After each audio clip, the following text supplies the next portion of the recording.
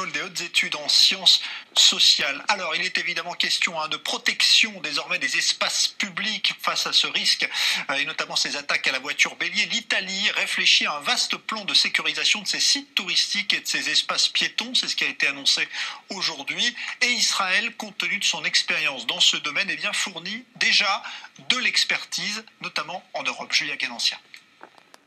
Comment se protéger des attaques à la voiture bélier? Ce type d'opération suicide ne demande pas beaucoup de moyens aux terroristes. Et en une année, la liste des villes touchées par ce type d'attentat est impressionnante. Nice, Berlin, Londres 2 fois visées, Jérusalem, Stockholm et jeudi Barcelone.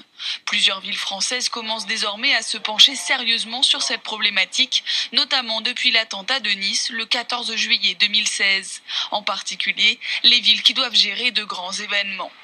Lors de son dernier festival, la ville de Cannes était ainsi couverte de barrières de sécurité, de chaînes métalliques, de portiques de sécurité, mais aussi d'imposantes jardinières fleuries.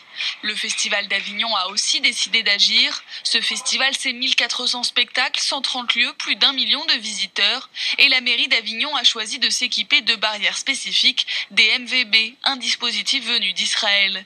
Un matériel capable d'arrêter presque tous les types de véhicules, y compris des camions lourds lancés à grande vitesse. Coût du dispositif pour une barrière de 4 mètres de large, 23 000 €.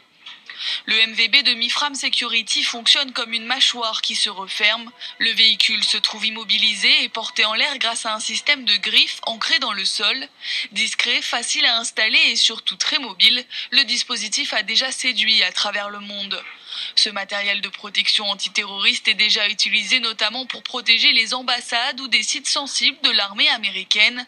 On le trouve à l'entrée de l'aéroport Ben Gurion à Tel Aviv, mais aussi en Suisse, en France, aux États-Unis ou encore plus loin, au Japon ou en Australie.